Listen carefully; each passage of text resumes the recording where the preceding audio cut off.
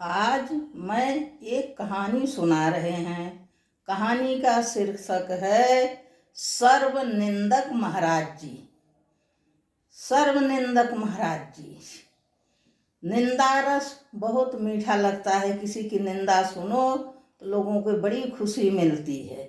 निंदा रस सबसे अच्छा है। तो सर्वनिंदक महाराज जी की आज मैं कथा सुना रहे हैं। मेरे प्रिय दर्शकों, आप लोगों को अच्छा लगे तो मेरे सास बहू चैनल को लाइक कीजिए, सब्सक्राइब कीजिए।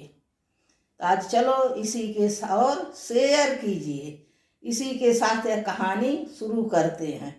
कहते हैं, निंदक नियरे राखिए और परम कुटी छवाय। निंदक नियरे राखिए और परम कुटी छवाय। निंदक को बड़े सम्मान के साथ रखिए, क्योंकि वो दुनिया भरे की खबर ले आके आपको देगा। उसका वही काम है। उसे परम आनंद मिलता है दूसरों की निंदा करने के लिए। तो कहते हैं, एक नगर में एक निंदक महाराज जी रहते थे और सबकी निंदा करते थे। कोई ऐसा व्यक्ति नहीं बचाया छूता कि जिसे उनने छोड़ दिए हों। सबकी ही निंदा करते थे।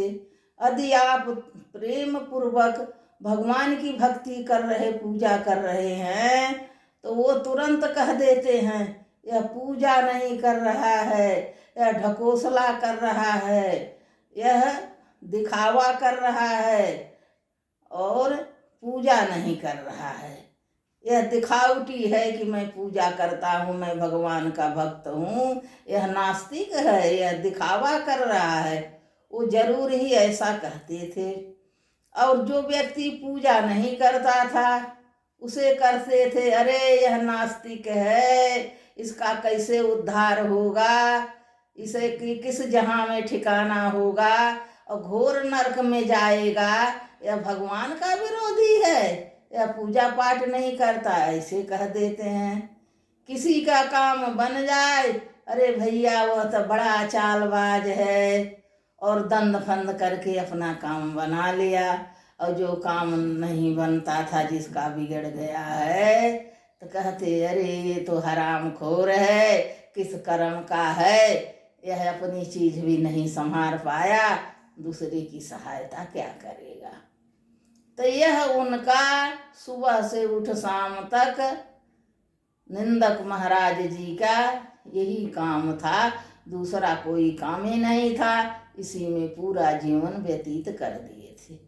अब यह धीरे धीरे समाचार पूरे देश भर में फैल गया, देश विदेश सब जगह फैल गया। यह समाचार नारद जी को भी मिला। नारद जी से रहा न गया, तो नारद जी वैकुंठ धाम जाते, विष्णु लोक जाते दौड़े दौड़े, और विष्णु हंसते हैं, उठ के हर्ष के साथ नारद से मिलते हैं। कहो ब्राह्मण देव, कहो ब्रह्मचारी, कहो ऋषि, कैसे आना हुआ।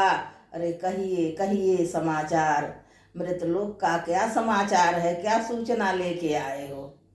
तब नारद जी कहने लगे कि हे भगवान, हे अंतर्यामी, आपसे कुछ छिपा नहीं है, आप तो सब कुछ जानने वाले हैं।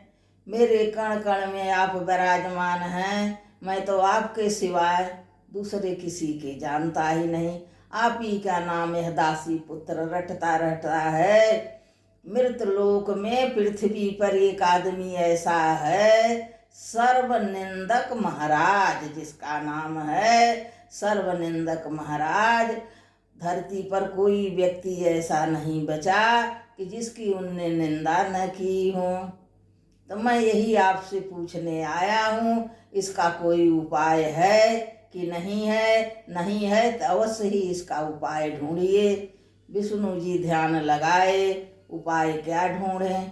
कहें, हाँ नारद जी, आपने तो सत्य कहा। आप एक काम करो, मैं यहाँ से तो कोई उपाय नहीं कर सकता। जा निंदक जी के किसी तरह निंदक महाराज जी को हमारे पास लिवा ले आओ, यहाँ वैकुंठ धाम में लक्ष्मी निवास में। तो नारद जी सीधे विष्णु लोक से निंदक महाराज जी के पास से आप पहुँचते हैं और समाचार उन्हें सुनाते हैं कि आपको विष्णु जी दर्शन देने के लिए बुलाए हैं, आप पर बहुत प्रसन्न हैं, आप शीघ्र ही मेरे साथ चलिए। अब निंदक महाराज जी तैयार हो जाते हैं विष्णु के दर्शन करने के लिए। नारद 1 मिनट का भी विलंब नहीं करना चाहते हैं, कहीं यह पलट न जाए, तुरंत लिया के चल देते हैं। निंदक महाराज जी को लेकर विष्णु धाम पहुँचते हैं। विष्णु धाम उठ के दौड़ के हर्ष से हंस के मिलते हैं दोनों जनों से और बैठाते हैं, और बैठिए आदर पूर्वक उनकी जलपान की व्यवस्था करते हैं और कहते निंदक महाराज जी, लक्ष्मी जी स्वयं अपने हाथों से व्यंजन बनाया है, आप स्वादिष्ट भोजन करिए। लक्ष्मी जी के हाथ का यही मैं आपसे चाहता हूँ कि आप भोजन कर लिए, ब्राह्मण हैं हमारे यहाँ, भोजन करिए, आशीर्वाद दीजिए। तब लक्ष्मी जी 56 व्यंजन 56 भोग बना के अपने हाथ से सजा के ले आके निंदक महाराज जी के सामने सजा देती हैं। निंदक महाराज जी खूब पेट भर भोजन करते हैं, उफन उफन के डकार लेते हैं और खा पी के अचमन करके खाली हुए।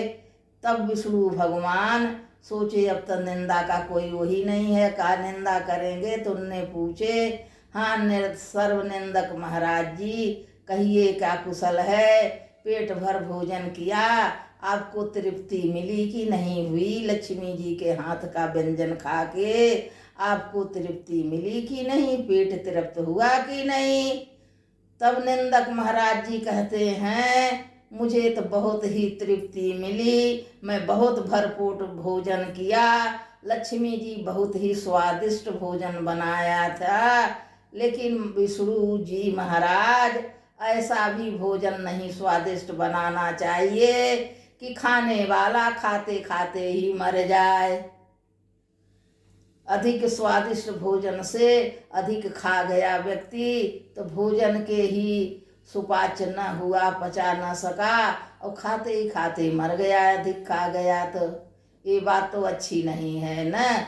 विष्णु ठठहा के हंस पड़े कि सर्वनिंदक महाराज जी, नारद जी का वचन सत्य था, आपने तो लक्ष्मी जी को भी नहीं छोड़ा, उनकी भी निंदा ही कर डाली।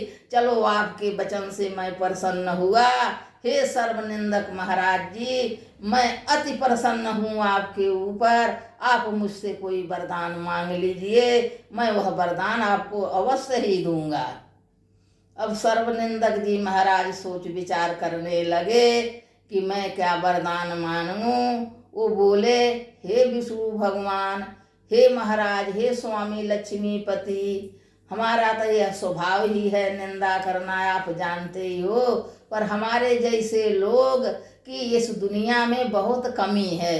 यदि आप प्रसन्न हो तो इस दुनिया में हमारे जैसे लोगों की वृद्धि कर दो। आज यह कलयुग में निंदक लोगों की वृद्धि हो गई है। हर समाज में सर्वनिंदक महाराज मिलेंगे, पूरे देश में फैल गए, तो यह विष्णु भगवान का वरदान है। सर्वनिंदक महाराज जी अकेले थे, अपने लोगों का वरदान माना तो पूरे दुनिया में सर्वनिंदक ही फैल गए हैं, कोई अच्छा व्यक्ति बचा ही नहीं है। तो माता पिता की तो निंदा, बहन भाई तो निंदा, पुत्र की तो निंदा, कोई घर ऐसा बचा नहीं कि जिस घर में निंदक महाराज जी, सर्वनिंदक महाराज जी पैदा न हुए हों। यह विष्णु भगवान के वरदान सत्य हो गया।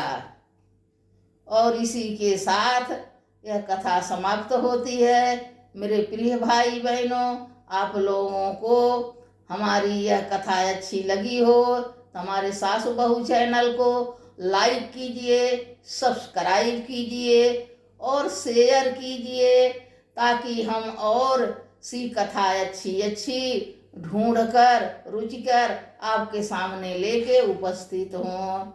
बोलो सर्वनिंदक महाराज जी की जय।